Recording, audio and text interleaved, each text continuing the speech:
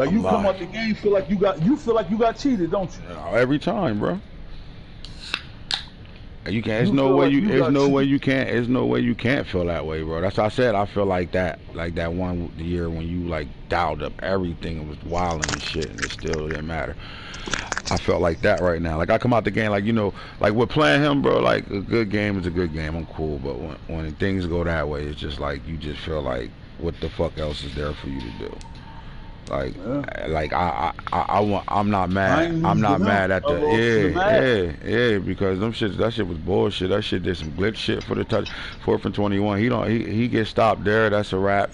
And then he just made so many tough animated catches that it just almost feel like I don't have, like my players ain't good like at moments. It's like, god damn, bro, because you drop back, you know what he's doing, you put your guys in those situations, and then you lose to just being somebody holding triangle the whole time. You know what I'm saying? Like you lose that matchup to somebody holding triangle, and then it doesn't matter. Just because he held triangle first. Just because he did it first. Yeah.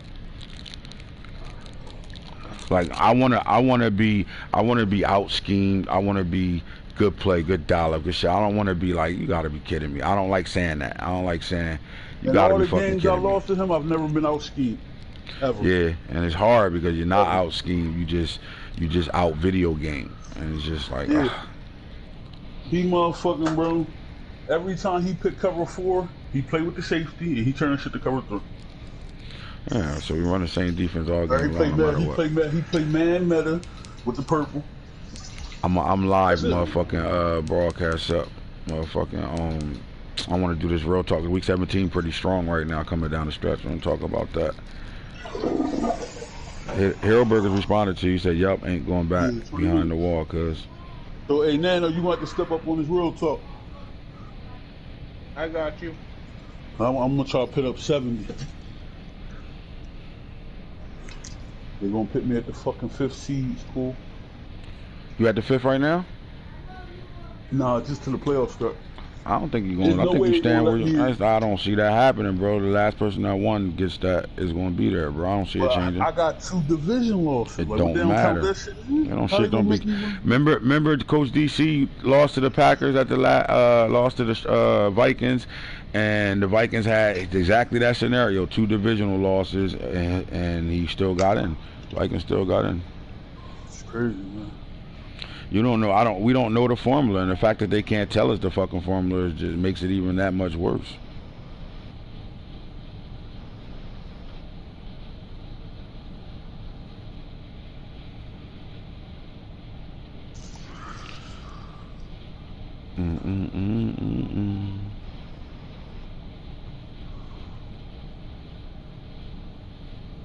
Game 7, okay, 6.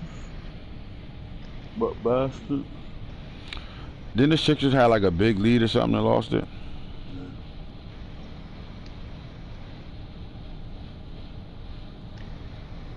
Yep.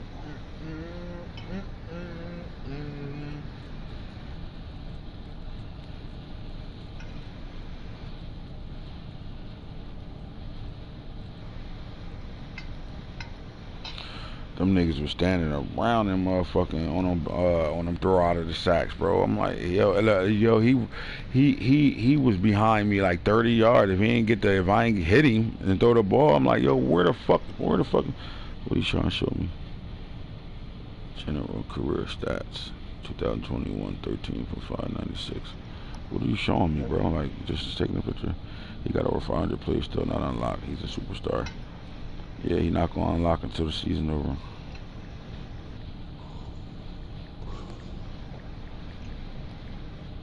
Big matchups, week 17, baby. Won't he hopping back on for you? I'm about to eat.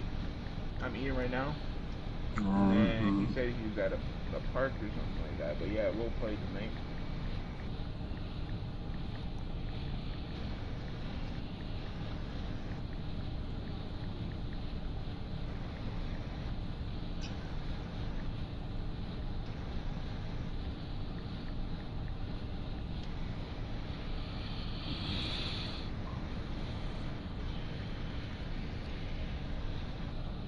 I need to put this in the What's up? I got you.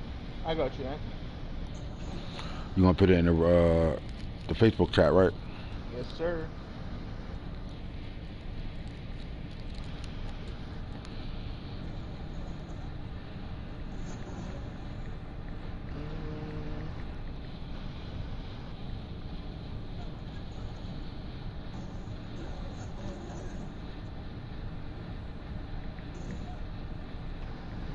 Real talk, we live. Tweet it.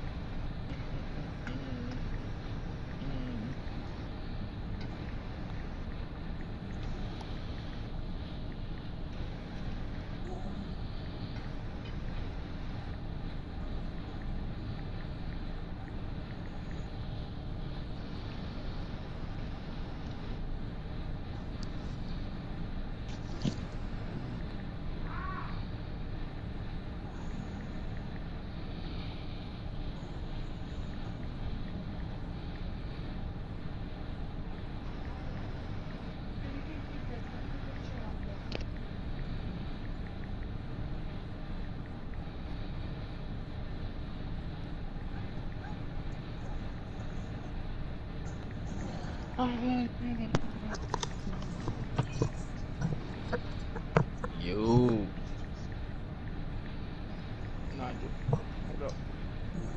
That shit was terrible, man. I can't believe what I just watched. We live. I don't care. I said that shit's terrible. This game is terrible. But let people tell it they nice though. That shit terrible. I don't give a fuck if we was live on the 5, not live. That shit terrible. Yeah, that was depressing, bro. It was one of those situations where you just can't. You like, come on, man. Don't come on, man. I'd have put the controller down. Like I'd have let the CPU play for me. Might as well. That shit terrible, yeah. But when I say product of the game, though, I'm hating on wrong. Like ain't no shit. Yeah, he animated his way back into that game. Like he animated his way. I mean, it is he's good at it. He animated his way back into that game. Though. That was just bullshit. That's his skill. I mean, like 4th and 21 should have never. That shouldn't have been a touchdown.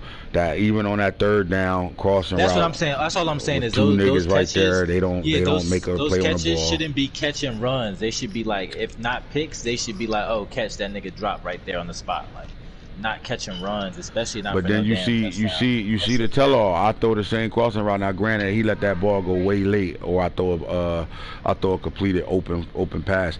But then it turned, because he let it go late, it turned into you got to go get it. I'm holding triangle as soon as I fucking let the bitch go, and it still don't matter.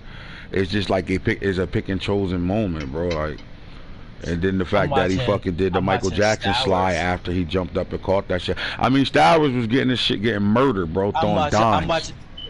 I'm watching Stowers. Not even that. It was sometimes he was getting murdered, but then sometimes he'd walk out the pocket and linebackers and safeties and corners is just standing there, just standing there, bro. Just standing there, no pursuit. That's why I said like I had to fight hard as hell to get runs with Lamar. Like meaning like if I left the pocket or rolled out anything like that, what ended up happening was they just start pursuing like a motherfucker. Now you think that shit right there? Hold on, give me a second. Huh? No, I don't think it's that. I think that's just the game. I was gonna say this. The AI used to Marmar running and Stowers maybe not like Stowers not, but like they was in coverage. So it's possible he released the R3 button on me and made him come up. You know what I'm saying? Like that could be possible. That's always a possibility with him. But other than that, I'm just not understanding how he takes off running and I got two guys standing there that they don't react until he cross the line of scrimmage. That's what I'm saying. Yeah, until he not even that until he start picking in full stride. Then they decide to react. Now they in chase and I'm not getting that back. What's happening is they react as soon as I start to move. Like look at the rollouts to the right where I had to throw them away. I was just watching them. I was on the phone with my girl the whole time he was watching the game, but that shit was I was still watching the game on TV. Like I was just rewatching it because I was just looking at certain spots like yo. Yeah, so it's just we got to play better, bro. Simple as that. But it is what it is.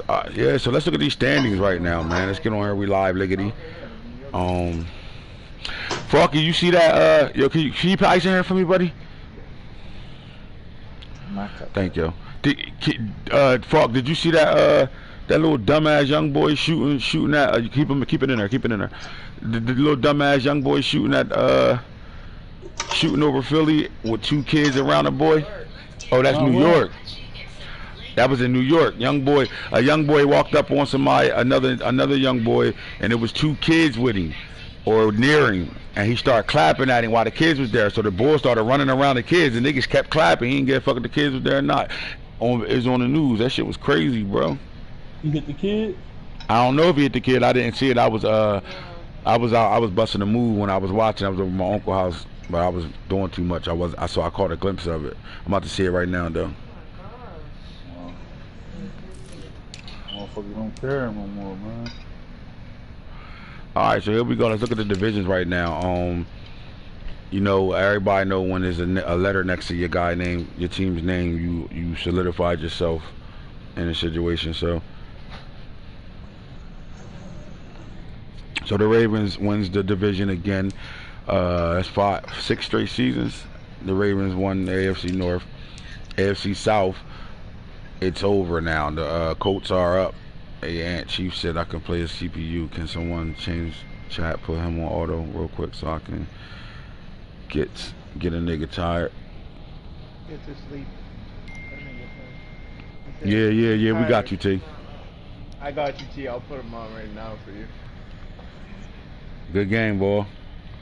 The animation saved your ass today, dog. Good game, man. Boy, them shit's boy. Good game, man. You should think bad. Oh my gosh, Paul George.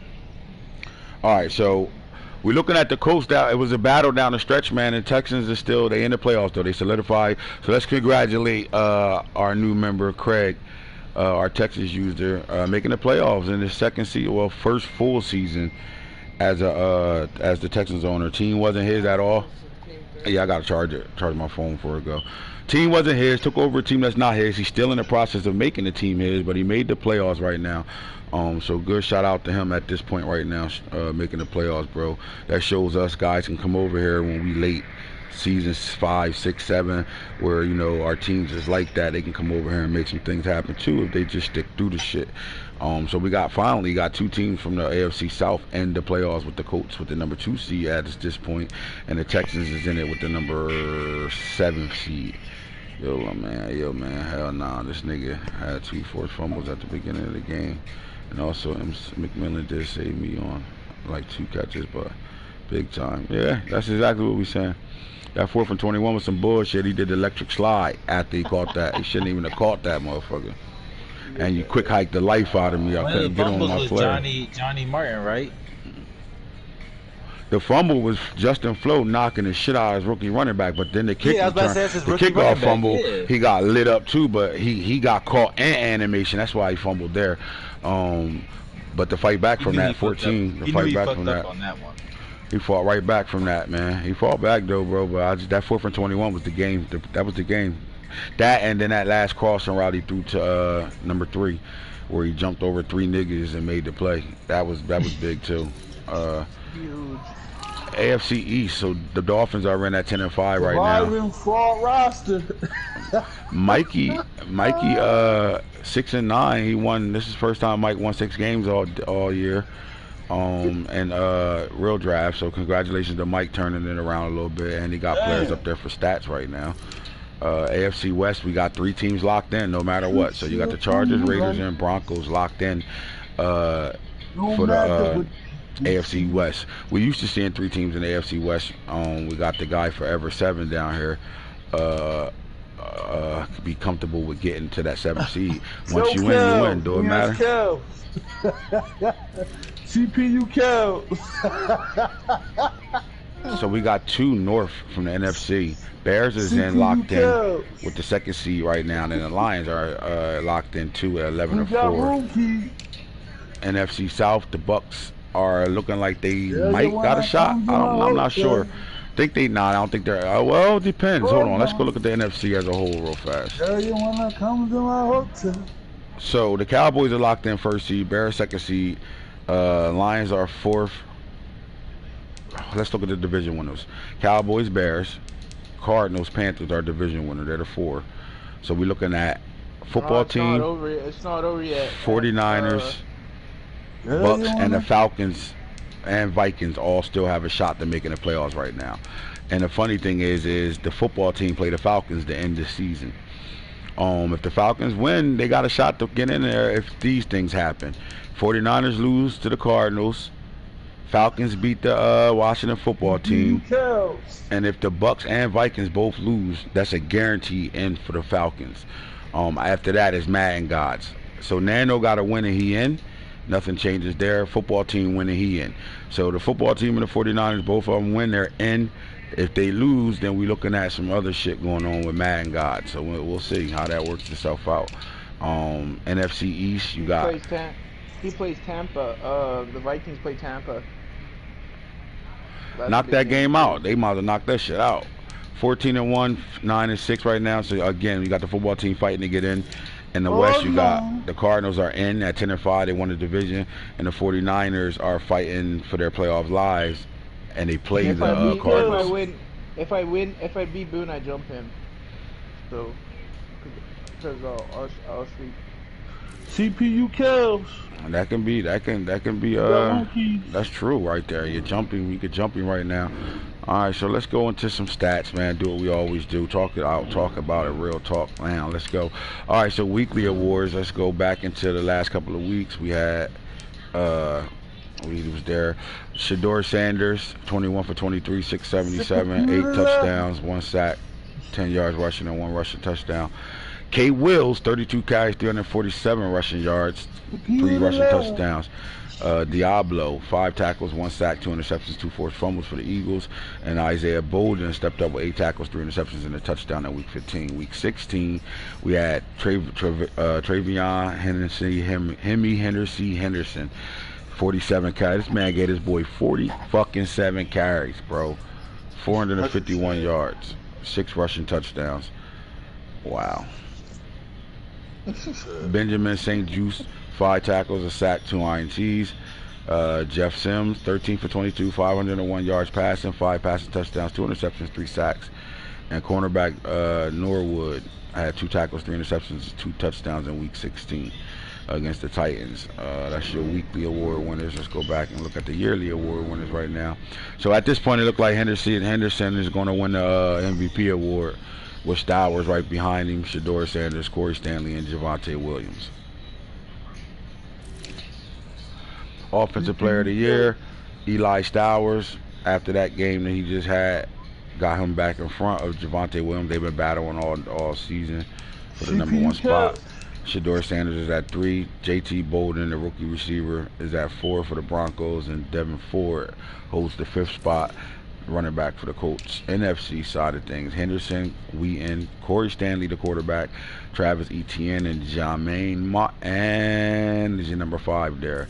Defensive Player of the Year, Eli Ricks so far. Isaiah Simmons is in 2nd, Wiggins is 3rd, Shiloh Sanders is 4th, and KJ Britt for the Philadelphia Eagles are in 5 right now. AFC Defensive Player of the Year is right now Brian Mills, Alex Hall, the 2 safeties for the Raiders, Jeremiah Trotter at 3 for the Broncos, James Williams and Travis Hunter are 4 and 5. And Defensive Player of the Year awards. Offensive Rookie of the Year, Stowers, Bolden, Martin, Johnny Martin, Deion Smith, and Trey Carroll for the Chiefs. NFC Offensive Rookie of the Years are Kevin Shaw, Julius Borden, the tight end for the Packers, Jake Johnson, the tight end for the football team, Jamarion Miller, the running back for the Giants, and then Jason Morrison, the backup QB for the Packers. Defensive Rookie of the Year, Kendrick Blackshire is number 1, Dyson McCutcheon and Nash still holding down the 2nd and 3rd spot. Kamari Wilson, the safety for the football team, is there, and then CJ Hicks, one of the better linebackers to come out to draft, 5. AFC side of things right now, defense, Jalen Cheeks, the cornerback for the Raiders, Norwood, the cornerback for the Colts, Will Johnson, the cornerback for the Browns, and Gabe Powers, linebacker turned DN, and Devontae Burke, free safety, strong safety at number 5 right now, holding it down, Defensive Rookies of the Year. We get into position situation. Shedeur Sanders is the best quarterback in the AFC at this point. One more game can lock that down. Stowers came in 2nd. Garantano, Trevor Lawrence, and Lamar Jackson are your top 5. NFC quarterbacks, you got Corey Stanley, JT Daniels, Hudson Card, Desmond Ritter and Bam Gorey at number 5. Shout out to the Falcons. Getting Bam in that bitch. Running backs, Henderson. Henderson probably got 400 carries at this point. Wheaton, Travis Etienne, Jermaine Martin, and Robinson. B. John Robinson holds down your top 5. In the AFC, running backs over here, Javonte Williams, Michael Carter, Devin Ford, Najee Harris, and Chris Tyree are your top 5. Shout out to Mike for getting this guy in the top 5. I had wideouts, Bolden, Schwartz, McMillan, Eskridge, and Devontae Smith.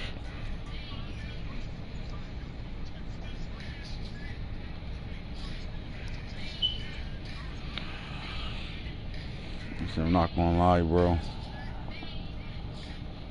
I'm not gonna lie, bro. I wanna win that division every year. I know you're gonna be on my way every year. I'm not sure it's definitely a rival, especially in Junkies. But don't bet it fucked up.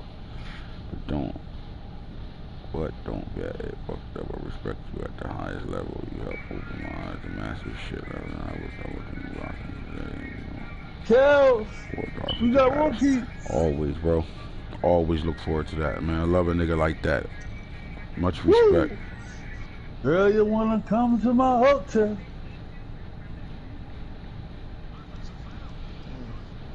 CPU Kel. And RDL5. I nobody say how are you, line. What the fuck are you talking about? How are you? After the real talk. In RDL5.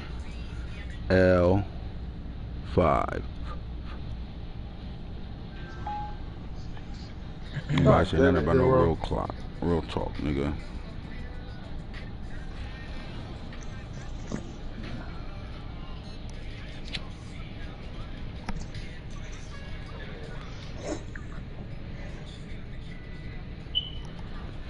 Alright, so Smitty and Eskridge jumped up to 4th and 5 on this list. McMillan is in 3rd. Anthony Schwartz still been balling out.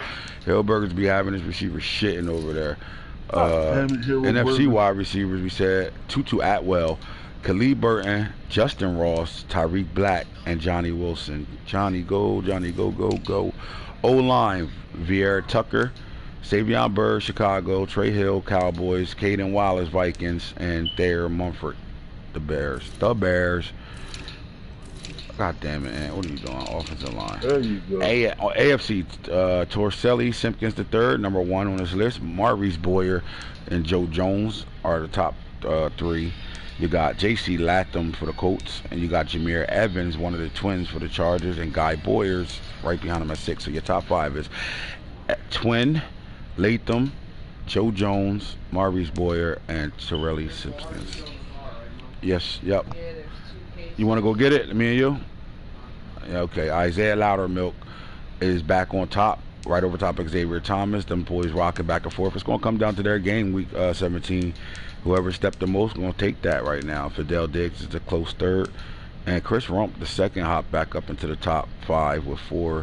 And then Kenani Maga for the Titans, sitting at 5 right now, best D lineman. In the NFC, the best D linemen are Joey Bosa, Gregory Rose, Rashad Gary, Tunji, and Wine. Stephon Wynn. Alright. Best linebackers. You got Isaiah Simmons jumped on top of Brandon Smith. You got KJ Britt here, Desmond Boone, and Jalen Powell. 2 of my players are in the top 5. AFC defensive linebackers. Let's go. Linebackers go to Jeremiah Trotter, Funa, Justin Flo, DeGabio Floyd, Mike Ware are your top 5 right now. 1 my player and all dogs. Defensive backs awards go to Brian Mills, Rochelle, James Williams, Travis Hunter, and Malik Harvey are your top 5 right there. So you got 2 safeties and 3 corners. NFC, we're looking at Eli Ricks, Shiloh Sanders, James Wiggins, Amir Speed, D West, 2 safeties, 3 corners. Same look over here as it is in the AFC. There you go. Top players right now. Let's look at who's doing what producing wise in the yards right now. Who's going to get those bump ups?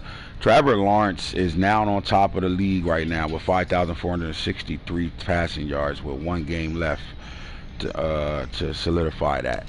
Eli Stowers had a hell of a rookie season, 5,420 yards. He played really well all year. Corey Stanley, 5,232. And Shador Sanders, 5,142. They go your 5,000 yard quarterbacks. 1, 2, 3, 4, We have 4 of them. 1, 2, 3, 4. All right, so Garantano, Corey Richardson, Patrick Mahomes, Hudson Card, Jeff Sims are all rounding off with Equil Glass are your top 10 quarterbacks passing yards wise. Now, who threw the most touchdowns on the season? We're going with Corey Stanley with 57, right behind him Eli Stowers. This race ain't over. Sanders is right behind him too. All 3 of these guys are in the race. They playing. All their games are getting played. So we shall see how this end up being. Garantano was 44. Lamar Jackson threw 40 on the year. Trevor Lawrence threw 39. He played the Chargers. Can he add more to that? Jeff Sims 35. Then you got Hudson Card, Kevin Harvey, Zach Wilson, and Trey Lance all threw 32 on the year. Who dotted out? On funds, I'm gonna load up guns.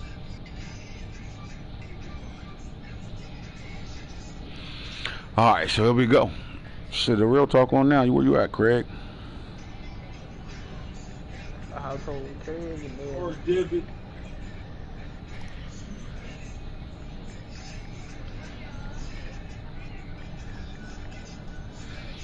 All right. Who threw the most interceptions on the season? 59 for Trevor Lawrence. Jordan Love, 15 touchdowns, 53 INTs on the season. Kevin Harvey threw 51. Corey Richardson threw 51.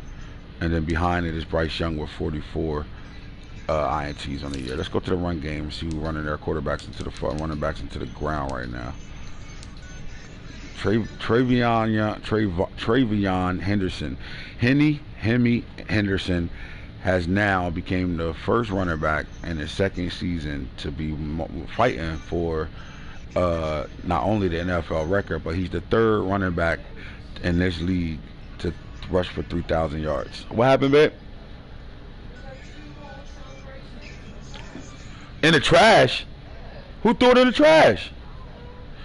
Come on, man. Julian! Chris Tyree, Mike almost had a 300 yard. Well, 10 more carries, he had 300 carry yards. Let's go look at the yards right now. How many 2,000 yard backs we got? All right, so what we're looking at right now is Henderson with 3,268. How many yards is he away from breaking a record? He's like 150. 150 yards, and he takes over for the most rushing yards through a season. Very impressed, very impressed, very impressed. Are they dumped out or the whole thing is just in there? Take it out from me. Oh, never mind. God damn, bro. Why would he do that shit? Alright. Javonte Williams is in second place right now. 3,268. Shout out to Javonte Williams finally being able to be the bell cow for the Ravens and not split time all year. And he rushed for 2,000 yards. So shout out to him. Kamar Wheaton with 2,003. They get 3 2,000 yard backs with 1 3,000 yard back. Crazy. Miami. KW Wills. Look at the motherfucking wheels. 1699 on the season right now. B. John Robbins is 1621. Chris Tyree 1620. And then you got Najee Harris, Jermaine Martin, and Devin Ford, along with Hanif Anderson, Journey Brown, Travis Etienne. They all 1,500 yard rushers this year. We look at the touchdown makers right now. 40 for Henderson, 26 for Javonte Williams, 26 for Travis Etienne, 26 for Michael Carter. All tied for second place.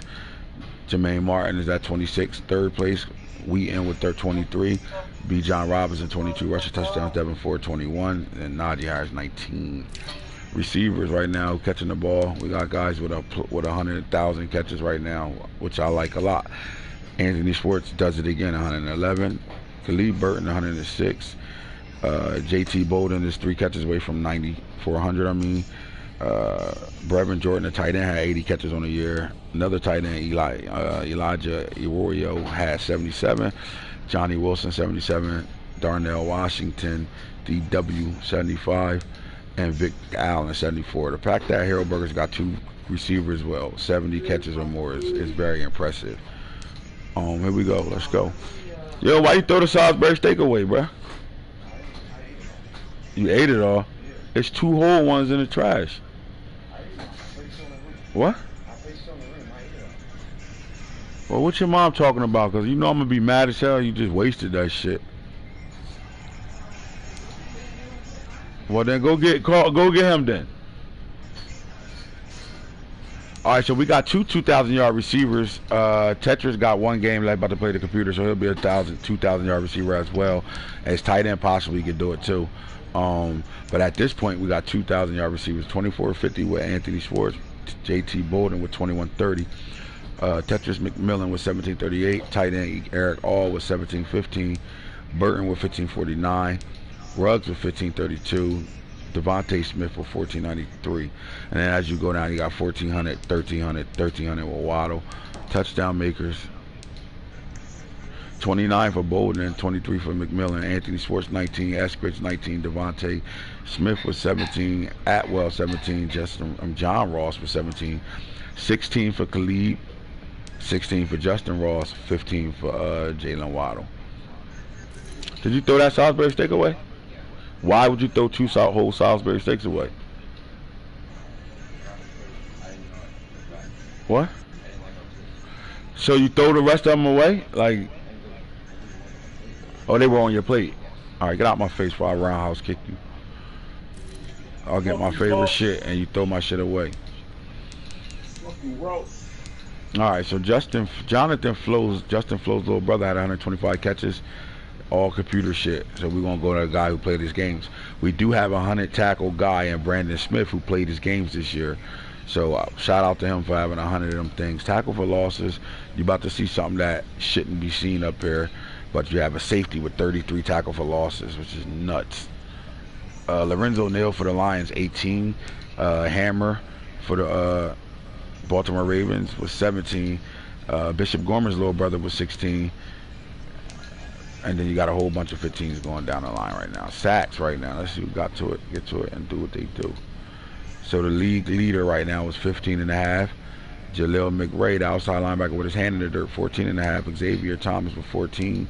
Joey Bosa with 14. Funa with 14. And Loudermilk with 14. INTs right now. What we doing? Mills with 16, tied with Eli Ricks. Shiloh Sanders with 14. Then you got Wiggins, 13. Rochelle 13, Malik Harvey with 12, Travis Hunter with 12, and James Williams with 12. After that, Malachi Moore, Bolden, Cheeks all have 11, and then you get to the 10 club. So that's your yardage right now, man. Let's talk about these playoff runs right now, the guys that are in the playoffs, man.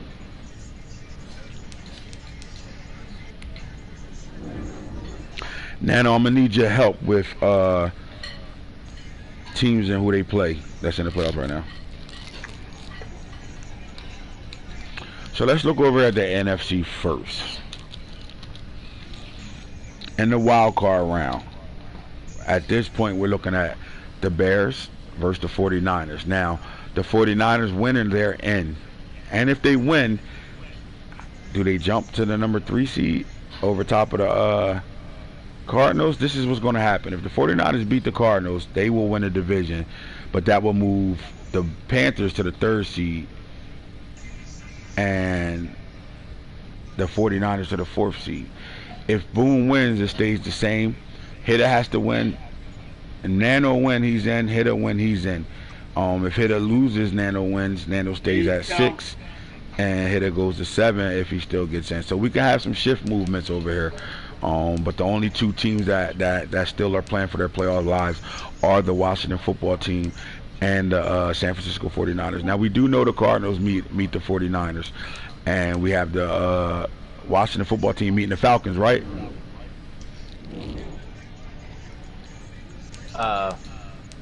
Give me a sec. Make sure. Football team does play the Falcons. All right, so let's get to that.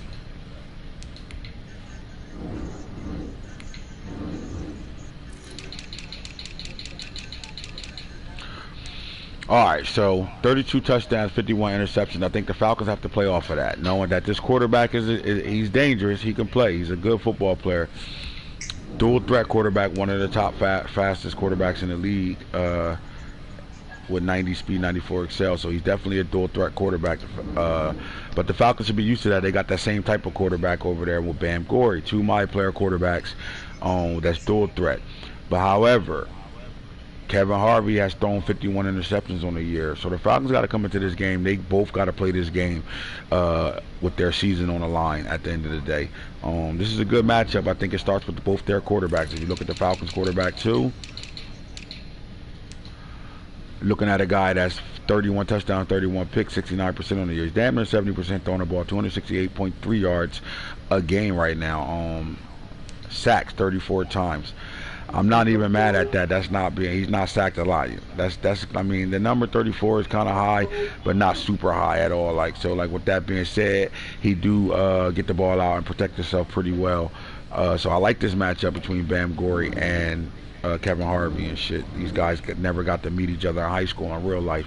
So you're looking at Bam with 92 speed, 93 acceleration, another dual threat who can throw and make every throw on the field at this point. So it starts there with the quarterback matchups. Then we take it to the running backs. When you get to the running backs, you got Jamari Gibbs. They do have a run by committee. They run all three of their backfield guys, and Baptiste and Bam Gorey also gets carries too. But Jamar Gibbs is a couple of yards away from 1,000 yards. He should crack the 1,000-yard mark after this game. 11 touchdowns, double digits, that's solid. 7 for Baptiste, 4 for Bam Gorey on the ground right now.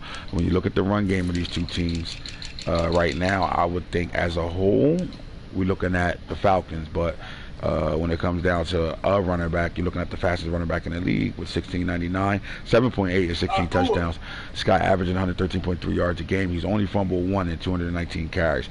Very, very dangerous. But the sleeper in this backfield is Jalen Knight and Rooster. Do not sleep on this guy. I know it doesn't look good right now, but he can do it. He could kill you at any moment. Another good, solid backup running back. You get to the wide receiver matchup, we got one of the greats in the league, Armon Braxton, Mr. Greatness himself. 51 catches, 1,000 yards, 66.7 yards to catch, 9 touchdowns. On his way to double digits, Emeka Imazi with 9. Jack Stoll, the tight end, with 3 touchdowns. But these are all his guys that's catching the ball, 51, 35, 31, 22. And Mookie Cooper right now, and Chad Johnson will be the X factor in this game. If Braxton can have a good day and this guy can compliment him, the Falcons are going to be in trouble. But when you look at the Falcons receiver core as a whole right now, you go take a look at them and what they're doing on the year right now. It looks really, really good over here. 44 catches. Brown with 55. The tight end has 44 catches. DJ Moore still holding on, 30 catches. And then Jamari Gibbs out the backfield, 45 catches. If you look at it, we got guys close to 1,000 yards. He's had really good production out of all his players. They all getting the ball, 8 touchdowns, 11, 2, 4, and 1. Defensively, I like the Falcons D-line. What do they do? Do they get to the quarterback at all? Because you're about to go up against one of the best defenses in the league. 9.5 here. DeMarvion Leal with 7. Even Jervon Dexter, the D-tackle, with 5.5. Terrence Lang. So these guys are getting to the quarterback. And they also are forcing turnovers, but their guy is Paris Ford back there, strong safety with 8. Everybody else just contribute. So, but when you look at that football team's defense, man, this is a top 3 defense in the league. I don't care what their records would be. I don't care if you don't think so or not. I'm telling y'all, one of the fiercest front sevens in the game right now. McRae, you see him taking over from Montez Sweat, and he still had 8 sacks. 14.5. Chase Young is still here, 10.5. And Keontae Hampton from the linebacker spot, 7.5. As far as turnovers in the turnover department, what they doing? 7 picks here, 7 picks here, 6 here. Amari Harvey with 3. Kool-Aid, we haven't seen Kool-Aid really get it going. This guy's a dog, the #1 corner in his draft class. We waiting to see him have that breakout year. It looked like he was having his rookie year, but he hasn't really got to the picks. He's still playing good D, but didn't get the interceptions all crazy.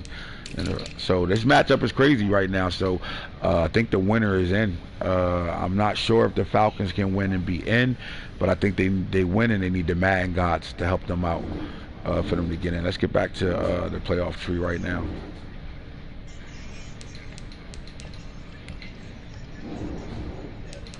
Alright, so we see it right here. If this matchup stays the same, let's say the 49ers take care of their business, and this changes right now, that's going to move, like I said, that will move the Panthers to the 3rd spot, which will leave the Panthers playing the Washington football team, and then that 7th seed will be boom.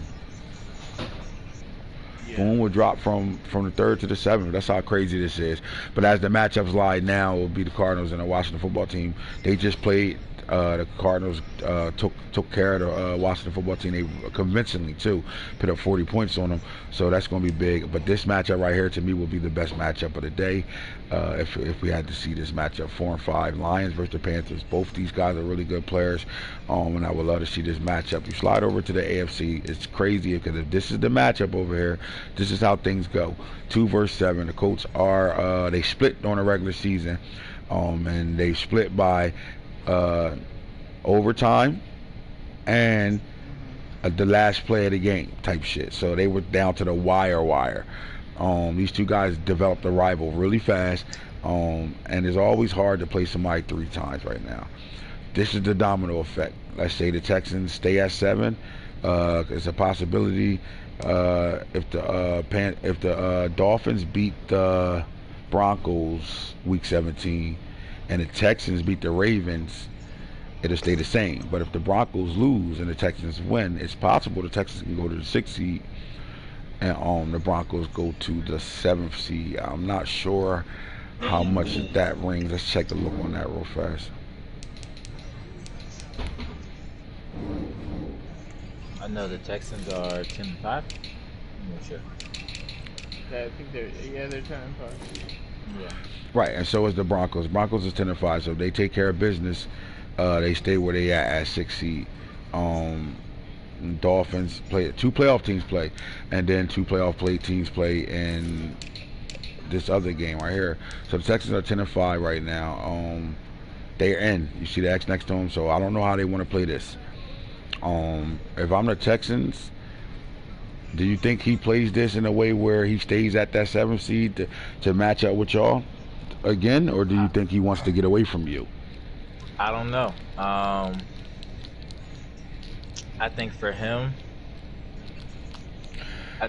he stays where he wants due to the fact he hasn't played the Ravens this season. Well, they play week 17 right now. And they did. Oh yeah, yeah. And that, I mean, that could be either or. I guess that's a preference because then he would have a fresh coaching mind either way about it. Kind of.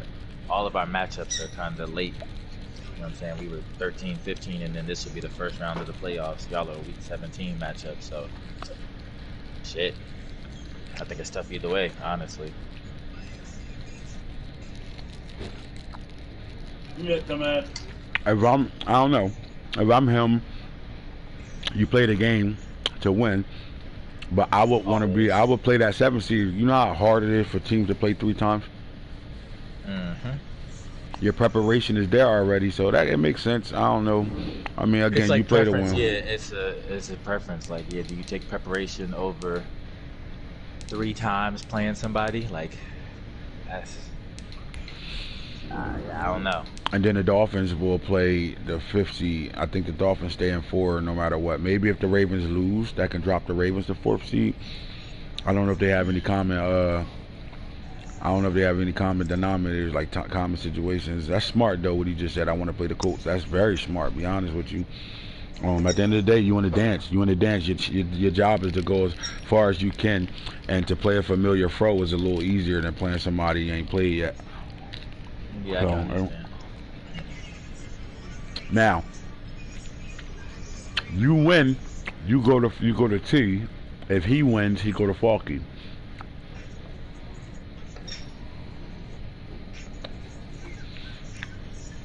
So either or, it gets to that division around. You want to be the best, you got to be the best.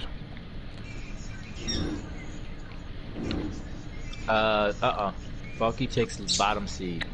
Right. Falky gonna have to see T. If you win. Yeah. Oh, I thought you said the other way around. Okay. Nah, if you win, we matched up. Yeah. That's what I was like. If he wins, he going to Falky, and then T go to me. Yep.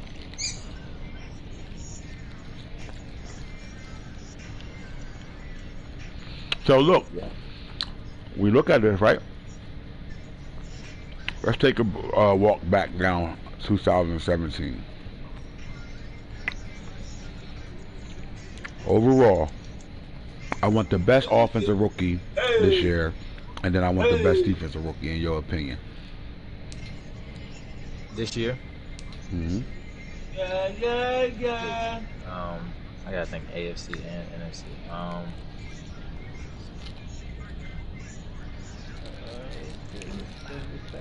Let me go look. You got Eli Stowers, in my opinion, and you got JT Bolden, the wide receiver. They both went dummies this year. That's what I was about to say. Those are my two offensive ballots, actually. Is there any rookie in the NFC that we should be talking about? How about Kevin Shaw for the Cardinals? I was thinking about if that division had rookies. Let me see.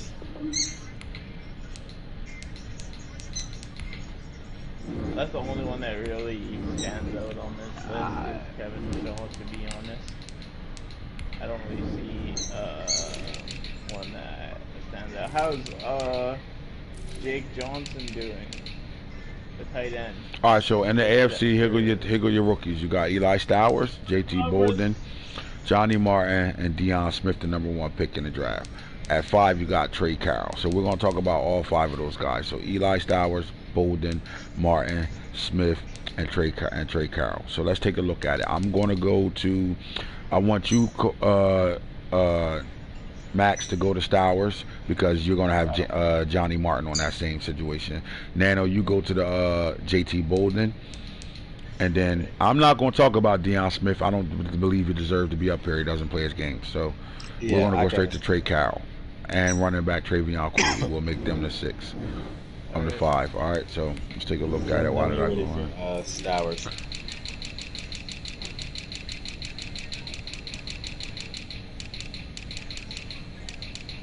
Let me see if he worth talking about first. Give me a second. Hell no. Like Travion Cooley up here with 73 carries, 342 yards, 2 touchdowns. Hell no. So I'm going to talk about JT Bolden. Go ahead. Give me some Stour numbers. Let's talk about Stour. Oh, okay. Go ahead. Give me JT Bolden's numbers. Yeah, dude, I'm about to go JT Bolden, 97 receptions, 2,130 yards, and 29 touchdowns. From the receiver spot, right? Yeah. That's fucking. That's like what rookie have had a season like that? That's numbers like Jalen Jalen Waddle's numbers in his rookie year. Who else? Yeah, but who else you was gonna say rookie wise that had numbers like that? Let me think. I think not that many yards. Nah, Burton had like 1,800, but he's got like 2 yards, 30 touchdowns. Yeah, nah. With 1 game left. All right, so while you stay there, this is what I'm gonna do. I'm gonna go to the Vikings. Let's see what Burton. Let's look at Burton shit. We're gonna look at the rookie. Was this the best rookie season? We go to stats. All right, so Burton last year in 2025, he had 123 catches, 2,103 yards, 22 touchdowns as a rookie. That's really good numbers right now. Let's see if that's among the best rookies that ever come from RDL. All right, so remember that Khalid Burton, 2,100, 22 touchdowns, 123 catches. Now, what was JT Bolden's again? Nano. JT Bolden, 97 receptions, 2,130 yards, and 29 touchdowns. All right. Now, let's look at the rookie receivers in their situation. We're gonna go with I know these names, so we're gonna go to. We'll start first with. Let's see, is this the best rookie season of all time? So we go right to the Chargers and look at his receivers, what they did in their rookie years. So we're gonna go to Devontae Smith first. All right, so he had 25 touchdowns, but the yards wasn't there, 1,587. So we can ignore that and go to Eskridge. Tetris wins. I'm about to go to that too. So we're gonna go. Oh my god. You over there? You gonna tell me Tetris numbers right now? I'm going to Eskridge. Damn, I ain't mean to do that. Let me go back to it. I just closed out of it because that shit ridiculous. 110 catches, 2,700. Hold on, don't say his numbers yet. We're looking at some of the older guys. 81, 14, 84, 18 touchdowns. All right, so they're knocked out of it. Go ahead. Say Tetris' numbers. 110 catches, 2,774 yards, and 44 touchdowns. That's a rookie, right? Yeah, that was his rookie year, just last year. All right, so we're looking at Anthony Schwartz is another one of those guys. So I'll go back down to him, 77, 13, and 11. He's out of it. All right, so right now, Burton, JT Bolden, and now I'm going to go look at the Baltimore Ravens, Waddle in his rookie year and what he did.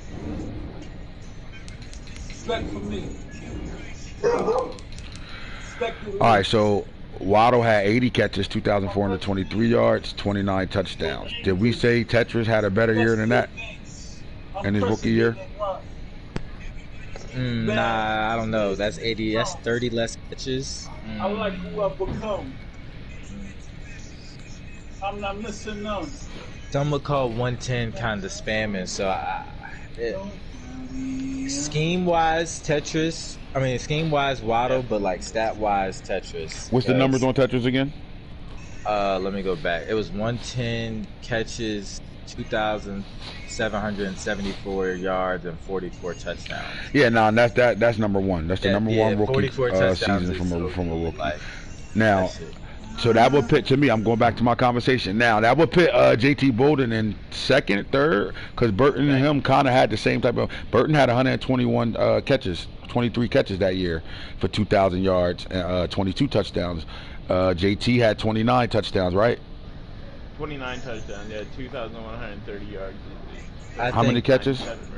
97 receptions. How many yards did JT have? Bolden had 2,000 and what? 2130. 2130.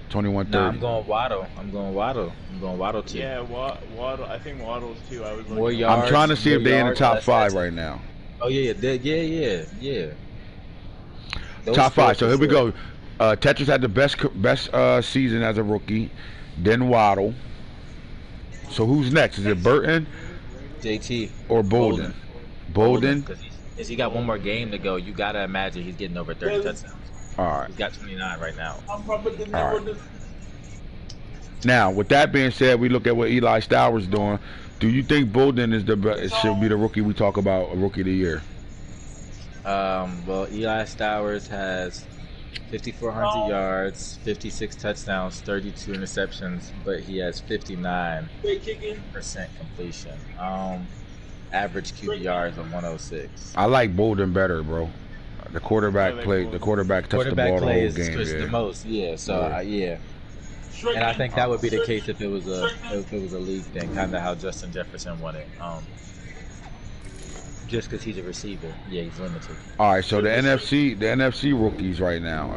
Let's go back over to the yearly awards. NFC rookies, offense. Come on, MVPs, NFC, offensive rookie of the year. So we got Kevin Shaw, Julius Burden, Jake Johnson, and Jamarion Miller. I don't think these guys have really good numbers. I just think they're the best rookies right now because nobody's playing their rookies really over there. So take a look at Kevin Shaw. Tell me what his numbers are. I'm already on over there. Kevin Shaw has he has 42 catches, 574 yards, 9 touchdowns. Where is it? What do you have? 42 catches, 574 yards, and 9 touchdowns. I just don't think that a lot of like offensive. Yeah, for him to be number one, are really stepping in the NFC. That's why he's number one. You know what I mean? Yeah. I'm not really like I'm not unimpressed, but I'm not like overly impressed with that. If that Okay. makes sense, man. Yeah, I think I'm the same with Nano. He does have 9 touchdowns. Yeah, he does have 9 touchdowns as a rookie, but like I don't know. So when it comes down to offensive rookies, we're gonna stay on the AFC side of it, and we're gonna go with JT Bolden as the best rookie in the league right now on offense. All right, so defensively, let's stay over here. Let's look at the defenses. You got Kendrick Blackshire for the Vikings. Now we gotta exclude the Saints because he ain't play his games. So then the next guy on this list is Kamari Wilson and CJ Hicks. So I would like for you to stay on the stay there on the Cardinals team and look at CJ Hicks numbers. Nano, right. Can you look at? I'll look at Washington football teams, and you look at Kendrick Blackshire's. Yeah, Nano, you can go first since Blackshire's first on the list. All right, let's go there. Defense. Okay, Blackshire, 44 solo tackles, 25 assisted, 70 tackles, 4 tackles for loss, and 6 INTs. All right, so I'm on football teams. 44. Let's look at Kamari. Hold on, say it one more time, Nano. Just 45 solo tackles, 25 assisted tackles, 70 tackles, 4 tackles for loss, 0 sacks, 6 interceptions. All right, so over here, Kamari Wilson from the free safety spot, 58 tackles, 6 tackles for loss, 3 INTs, 1 forced fumble, 1 fumble recovery, and 2 touchdowns on defense. They compete in numbers, both of those guys. They compete in numbers. 1 forced fumble. Blackheart has 1 forced fumble. No touchdowns? No touchdowns. He told Falk to stop holding triangle. And he in the middle of the game. All right, so that's the NFC. Now look at CJ Hicks. 54 tackles, 9 tackles for loss, no sacks, 3 interceptions, no forced fumbles, and 1 defensive touchdown.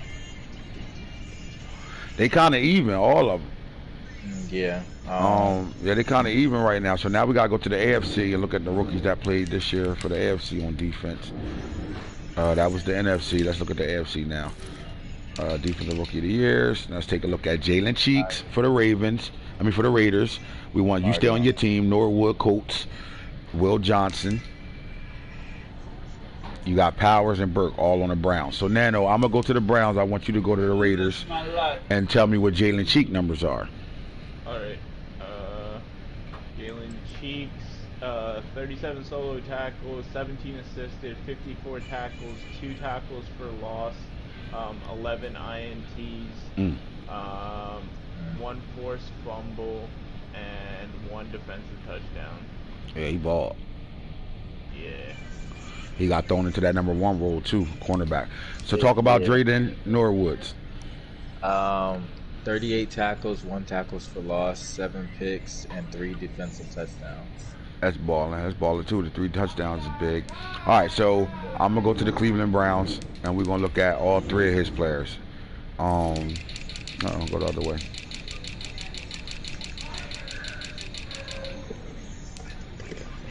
Cheeks does start. Yeah, that is true. All right, so Will Johnson, 59 tackles, 2 tackles for loss, 4 INTs, 5 deflections, 6 catches allowed, 1 forced fumble, and no touchdowns. Then we go down to his next guy. Is he up there? I'm looking for the safety. Devontae Burks. Let's see what he did. 61 tackles, 6 tackles for loss, 2 sacks, 2 interceptions, 2 pass breakups, 1 forced fumble, and 1 defensive touchdown. Now look at Powers, the linebacker. Let's see where he's at. I think with him, he's 38 tackles, 8 tackles for loss, 9 sacks. He played really well. That's nasty. 9 sacks, 1 forced fumble, no touchdowns. All right. So out of them, I think it really comes down to Jalen Cheeks, and I think he was thrown into the #1 corner role, and I think he produced with those 11 INTs on the year. Although, hear me out. Although your 3 touchdown returns are really big. But I think Jalen Cheeks is Defensive Player of the Year at rookie from us, not what Madden's going to say. Our opinions. So shout out to the Broncos for having the offensive receiver rookie of the year per us. Shout out to the Raiders for having the defensive player of the year per us. Rookies right now. What teams, when we look at throughout the league right now, what teams are a must talk about that's hot and that we have to completely pay attention to next season?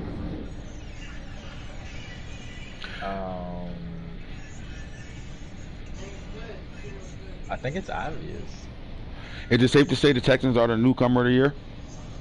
The Texans, and then like sleeper right under them as far as like standings and like what is it called? What do you call the standing? What do you even hit it call them?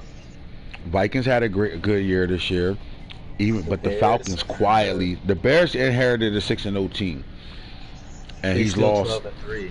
How many teams? So he lost 3 games himself, right? So he played a hell of a season. So it's between the Bears and the Texans, but the Falcons are super close to that argument. If the Falcons make the playoffs, do we change the narrative and say he's up there? The Bears were already in play to make the playoffs. Vikings as well.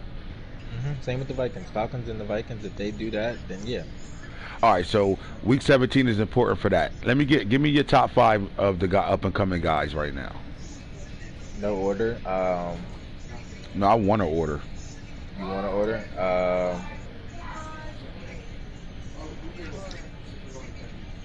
Get the fuck out of here. Falcons. Man.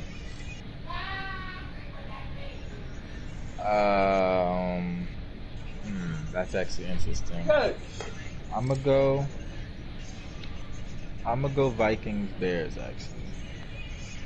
And all right, so I like fifth person. Yeah, who's that 15? That would just be Gunner. I mean, I'm gonna say you. I'm gonna put you in it. Well, yeah, if I'm counted as new, then yeah, definitely. Nah, I'm talking about not newcomers, just up and coming right now. I'm gonna put you in it. I thought Now you've been here, done that, but the fact that you got the second seed right now, 12-13, this your first time having this type of record? Yeah. All right, 12-3, 3-game winning streak. I like you there. I think we really didn't get to see the Bears enough, so I can't tell you enough about that. I just think he inherited a great team already. Came right in 6-0. He lost 3 games himself, but he didn't. Who did he play in those losses, and who did he play in his wins? I think the Texans in the short turnaround. Remember, they came off of being red. Their team was in a negative. Coming into the following season, they started off 0-7. Falcons as well. There was another team that started off with a low record. So I like both of them too. So I'm gonna go Texans, Falcons, Vikings, Bears, then you. That list will change if the Vikings, Falcons, either one of those two make the playoffs. That list changes if you get to a AFC championship, then that changes. Even I think you jump in front of the Texans. But let's shout out the new guys, the Bears, the Falcons, the Texans, all came in late in the year with our league and came in here and making noise right now. So how much pressure is on the Falcons playing a football team? That game can determine which one of those guys stay. If the football team stay in the playoffs and stay at the 6th seed, or does the Falcons get in the playoffs? You saying who has the more pressure, or who what does that say for the Falcons? Is it more pressure than for the Falcons or the football team? I think for the football team, honestly, because we talk about the football team to be a guy that should be in the playoffs out of that year in and year out. Yeah, so I think the pressure is on him. The Falcons, this could be his last year of getting my team down pat, still making roster moves, which he has done. Not as much as the first year, but still making roster moves. So he can kind of get away with that, which is not get away with it in a bad way, but as in that's the fact. Whereas the football team, this is year 6, so kind of that pressure right there. Who you got winning this ball game, Falcons or the football team? Fake shit. I got football team. That fake shit. Not because he's a guy that being disrespectful with us. I just think that football team defense is gonna come through and do what they have to do. And, all right. So let's look at important games down the stretch right now. Week 17. Let's take a look at it. All right. I'm faulty, baby. Don't cheat me. Don't do that. All right, so we talked about the football team, Falcons. Very important game for playoff indications. You got the football team winning this game? I'm going with the football team as well to win this ball game. I think experience and team build is going to overcome newcomer and still trying to find itself. And I'm going with my guy. Got to go with my guy. Football team, DC hitter. Now, we look at this Broncos-Dolphins game. They playing right now. Can I get a score check? This is big. Right now. Yeah, shit. Circle Bar better be fucking screaming. No, streaming. All right, let's take a look at it.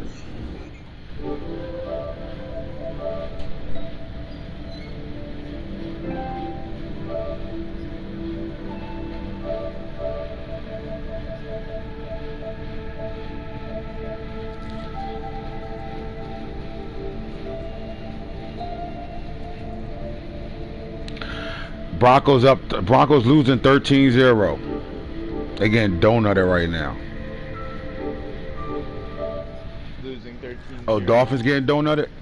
Yeah. Dolphins getting donutted 13-0 right now. 100.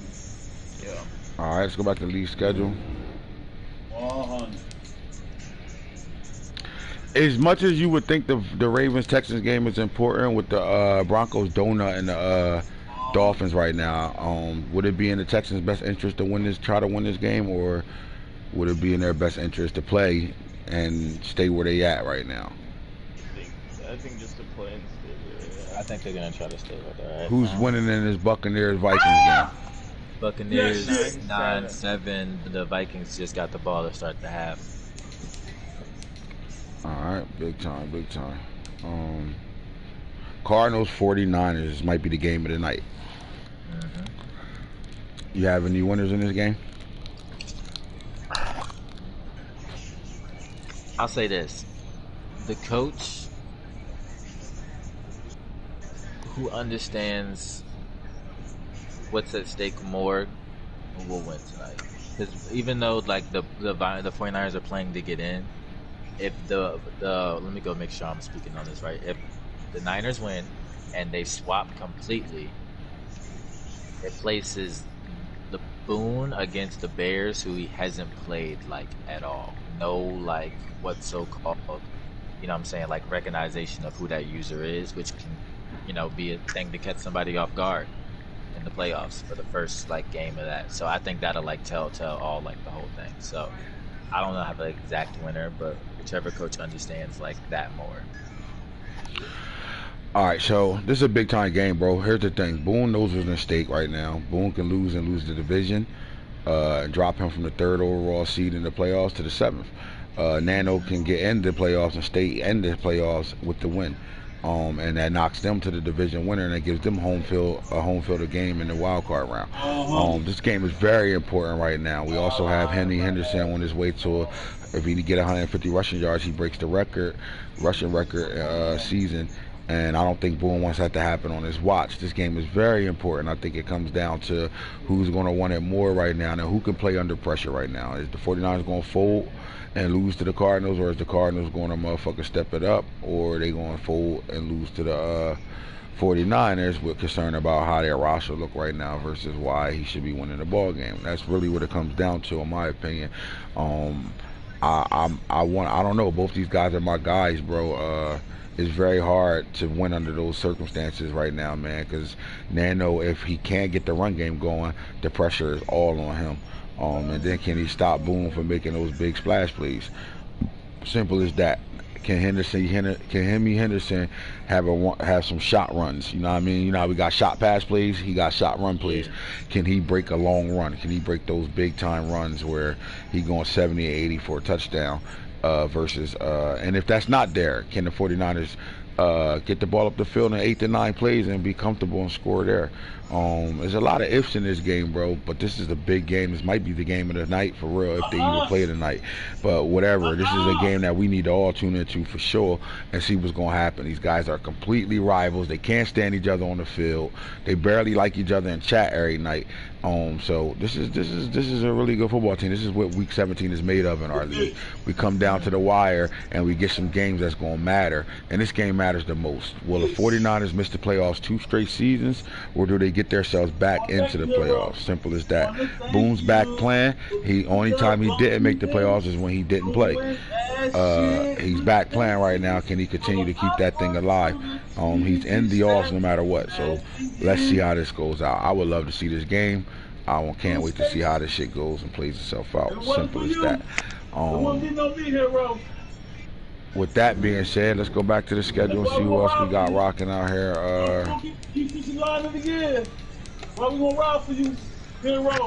That's it. Browns ain't gonna play his game, so that's over with. Yep, there it goes. So we got a couple games we're really only waiting on. Other than that, we can be in the playoffs at night if guys play, or to first thing tomorrow we can get into these playoffs right now, man. So we got some up and coming teams right now, man. That's playing it hot, and we got some. Who's the team that's under the most pressure to either win and make a playoff, or it's like it's you know what I'm trying to say. Like, what team do you feel as though coming into next season are in a must-win situation?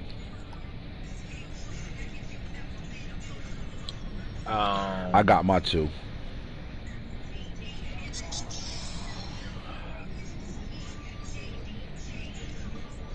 The 49ers is my 1. Yeah. Explain yourself. They missed the playoffs last year. The user considers himself top 10, top 15. Their team is debatably top 10, top 15. As far as weapons and just roster. If it wasn't, I think that's just enough pressure right there in this league, right alone, to have a top 10, top 15 team and to consider yourself and some other people's consider you top 10, top 15, and you don't make the playoffs 2 years in a row, possibly. That questions, put some question marks in the air. Thank you. So that's my 1 is the Niners. All right, who's your 2? My 2 is. Rock on. I kind of want to go football team because it's the same thing, but I kind of want to go Vikings because of just the user, like the way he speaks of himself. So, and others. So I kind of between those 2. I don't really know which one. I like both of those. Even if you stay with, if you want to go, all right, either the football team or the Vikings, I like both of those situations. Yeah. I don't feel like the Vikings is under more pressure than will be the football team. I think the football team got to take that leap and show us he can win 12 games, 11 games, shit like that. That offense got to catch up to that defense because their defense struggles when the offense can't move the ball. It's just that simple. You ask that defense to do so much. And Kevin Harvey got to show us he can win ball games. So I do like that. The Vikings, I think his mouth got him in a situation where you're paying attention to him and there's much pressure. But I think he's right on schedule where he belongs at right now. Yeah, you might be right about that. He's more on schedule as far as actual playing the game and being realistic. But because of the arguments you guys had and the mouth that he has with how he talking, he put some fire under his ass, no homo, like where you got to pay attention now. You know what I'm saying? You got to produce. You got to back it up. But here go my 2 most pressured teams right now. I got the Bengals as 1. He has to win. He has to go to the playoffs this year. Oh yeah, I forgot. Yeah. The Bengals have to go to the playoffs this year. Like this is enough. You have to go to the playoffs this year. They got the quarterback now. And they pretty much got to have a good draft this draft, and they got to go to the playoffs. You're welcome, but. Bum Sky. So and then here goes my second team. Ready for this? Okay. The Green Bay Packers. I forgot you were speaking into next year because you said going into next year. The Packers, I definitely might. I'll take Nano out. Let's pour in the game. I'll go football team and then the Packers because We'll do that. The Packers got to make the playoffs. Simple as that. Yeah. They have too much coaching experience over there not to make the playoffs. And sooner or later, he's going to have to understand how to build over here, like flat out how to build over here. Does he ride out Jeff Love, whatever his name is, Love, or does he find a new quarterback? I think he put him on the block, so I don't think he's good. He put Love on the block this morning so and a couple I don't think he has to anymore. I think I'm trying to get rid of him now. Look at this. Let's go to the Packers real fast. If I'm the Packers, this is what I see. The Bucks are the same way. Bucks as well. The Bucks need to get it the fuck together or shut it down for the year, flat out. But here we go. When you look at the Packers roster, right? This is what I see. I see a quarterback that needs to go in a worse way. We know that right now. The fact that he got him on the block tells us he's done with him. The fact that he has the number 5 pick in his draft, that means he's 5 in every round right now. All these are his picks. So he's got the 5th pick in rounds 1 through 7. That is a great spot to be in any of my drafts. 1 through 1, he got the number 5 pick in every round right now. But if I'm the Packers, I'm going further right now. If I'm him, I am trading as much as I can and really kind of like make this roster new. Like, so hear me out. Jordan Love gotta go. Is there a market for Jordan Love? The problem is, as good as Jordan Love is, that 27-year-old stamp, he's at the borderline. When the season's over, he'll be 28, and then he's at that borderline. So you missed your window to really get a high draft pick for him. But at the same time, there's a guy out there right now that can use a Jordan Love. Just because he didn't work out for the Packers doesn't mean he can't work out for somebody else's roster. And I think it's some guys in here that can really use him. I don't know. I'm not going to go through who, but there's a guy in this league that can really benefit from a Jordan Love right now, and go forward with him, right? But then when you look at this, the crazy thing is he has some running backs over here that's just underutilized. I think C.J. Verdell is anybody's best friend right now. If you want Shi Smith to play slot receiver and punt returner, kick returner, you move him back to receiver. And then I will keep him. If I'm him, I'm keeping Jadon Blue, 225, got 92 speed, 94 excel. He got really good truck break tackle power, right?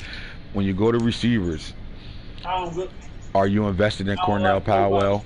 You know John Humphreys is the guy over here. Devontae Lee at 6'1", 225. Look at this guy, man. 95 speed. This is somebody can come get him. He need to move on because he did get C.J. Daniels. I like him. Jermaine Burton has got all this damn speed over here. These are guys that people can come get with extra draft picks. And if I'm the Packers, I'm selling these guys. It doesn't matter the picks. Imagine him doubling up, having 2 seconds. 2/3, 2/4. You know what I'm saying? Imagine him doubling up, got all his picks in the 5th round. He wins there, and then he get double picks. He could turn this roster around real fast, And this receiver, like I don't know why he don't see it though. But a Devontae Smith, you click on him and look at his stats. Is he? Look at him.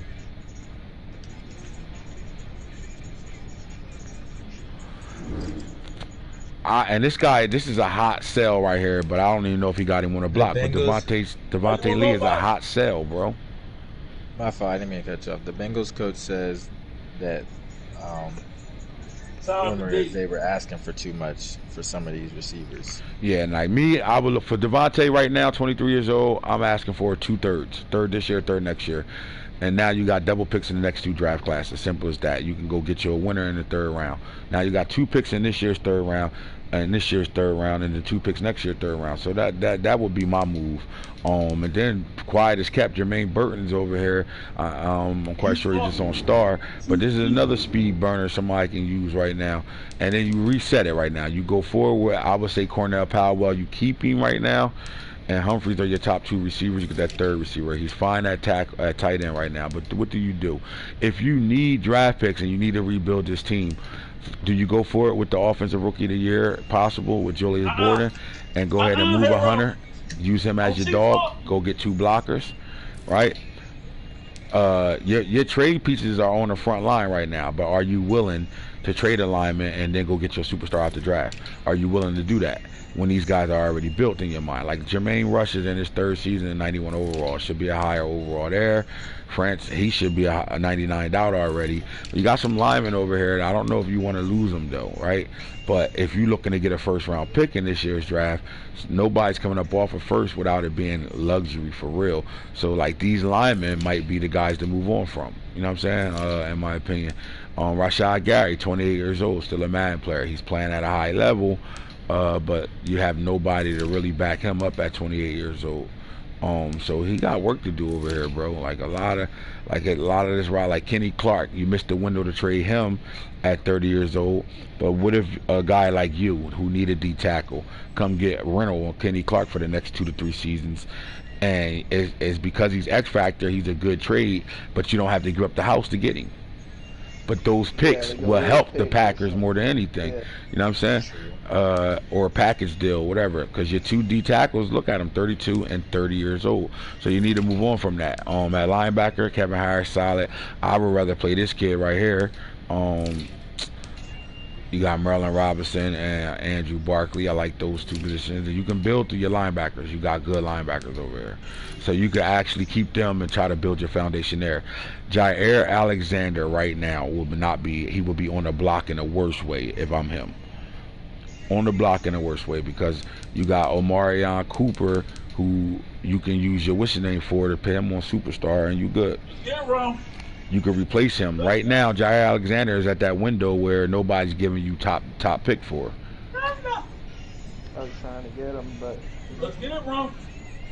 So like I don't understand what's the hold on. Like you get rid of him, now you got you could probably get 2 picks in this year's draft for him. You just not getting a first for him. Savage is still here, 29 years old. You got Dink Jackson to back that up. That's a solid ass safety. And then you here with your my player.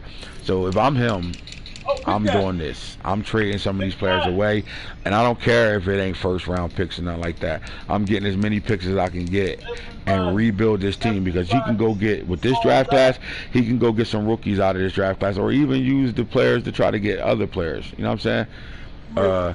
And really restructure this team. You got pieces on your team that you could build around, but you need to do that overhaul. You need to really rebuild this team, and with that, he needs to be in the playoffs this season coming up. Simple as that. Now the Bengals, in my opinion, they just got to make the playoffs. It's time for them to take that step forward and come in second in the division versus third in the division every year.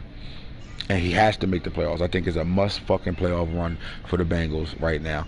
He's doing the right things with his roster right now, so you're starting to see the kickover. And he's a good football player, a good coach calling plays that can win, should be able to get over the hump.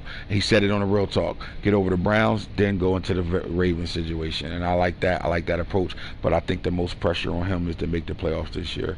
So I like the Packers and the Bengals as my 2 pressured teams this year that got to show up for real. All right, so like I said, we got some good games we're waiting on to see what's going on. Other than that, man, week 17, we'll be back to do our wild card talk after week 17 is over, man. AntHits, the franchise guru. Holla at me. We're out there.